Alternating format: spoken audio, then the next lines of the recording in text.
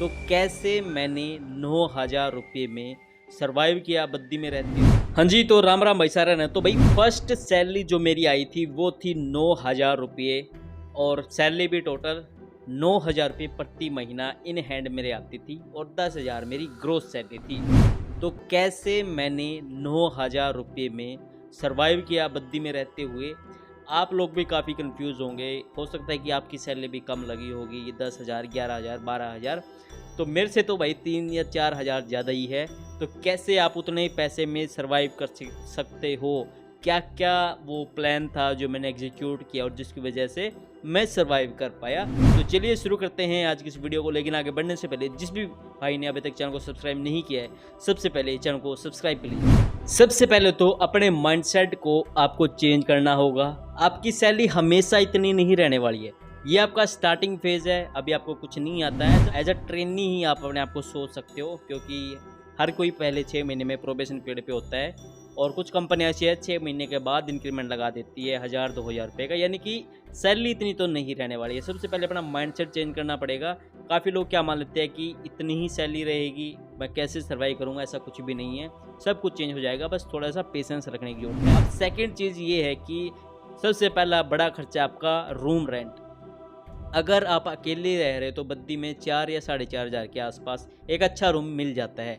लेकिन वहीं अगर आप रूम को शेयरिंग में ले रहे हो तो मान लो अगर 2 या 3 बंदे भी हैं तो ये लगा लो कि 1,500 या 2,000 आपका रूम रेंट आ जाएगा। लेकिन अगर मैं अपनी बात करूँ तो भाई मैं अकेला रहता है तो और 4,500 रुपये मैं रूम रेंट दे देता था। अब बात आ जाती है महीने के खर्चे के।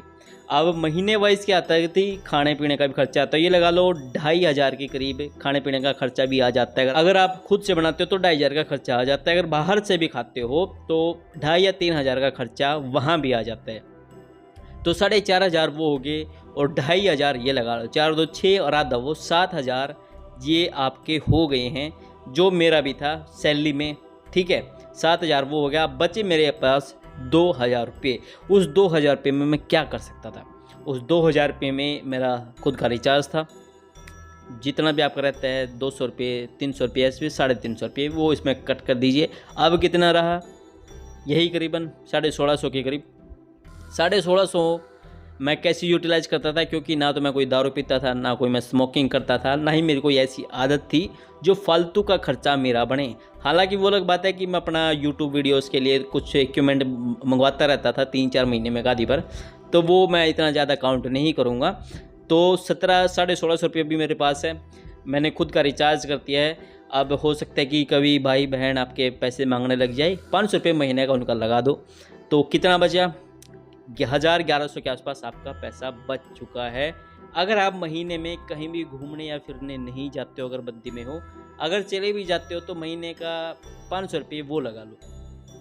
ठीक है, अब 500 रुपये आपके पास बचा है 9,000 में से। याद रखिएगा, मैंने 9,000 में से आपको खर्च करना सिखाया है। हो सकता है कि 12-13,000 सैलरी तो काफ़ी सारा बचेगा। तो 9,000 के हिसाब से 500 रुपये अभी भी मेरे पास बचते हैं। 500 रुपये बचे हुए हैं। अब ना ही तो मेरा कोई ऑटो का किराया था, क्योंकि कंपनी के आसपास मैंने रूम ले रखा था, तो मेरा किराया बिल्कुल सेफ था, कुछ पैसा नहीं था। और रही खाने पीने की बात, अगर महीने में 1-2 बार बाहर का भी खाना होता है तो वो 2,500 या 3,000 में कवर हो जाता था। तो कहीं ना कहीं भाई 500 रुपये भी आपके बच जाते थे, और कभी कभी तो 1,000 भी बच जाते थे, और कभी हो सकता है कि भाई घर से भी लेना पड़ जाए 1,000-2,000 रुपया, ये ऊपर नीचे होता रहता है। लेकिन आपकी सैलरी तो है 12-13,000 रुपये, तो सर्वाइवल तो हो सकता है। तो 2,500 या 3,000 अभी भी आपके पास है, आप बचा सकते हो अगर आपकी कोई बुरी आदत नहीं है, स्मोकिंग या फिर ड्रिंकिंग नहीं करते हो, और अगर बद्दी में ही रह रहे हो तो इतना ज़्यादा वहाँ पे खर्चा नहीं है। तो ये था भाई 12 से 13,000 में वो प्लान, कैसे आप अपने पैसे को अच्छे से मैनेज कर सकते हो, अच्छे से यूटिलाइज़ कर सकते हो, और कैसे मैंने बद्दी में रहते हो अपने 9,000 को यूटिलाइज़। अब ये थी आपकी सैलरी स्टार्टिंग फेज़ में रहते हुए ये थे आपके खर्चे। लेकिन जैसे ही साल 6 महीने बीत जाएंगे, आप स्विच करोगे कंपनी को, 2,500 से 3,000 4,000 का इंक्रीमेंट लगेगा, वहाँ से आपकी 12 है तो 13 है तो 16,000-17,000 सैलरी हो जाएगी।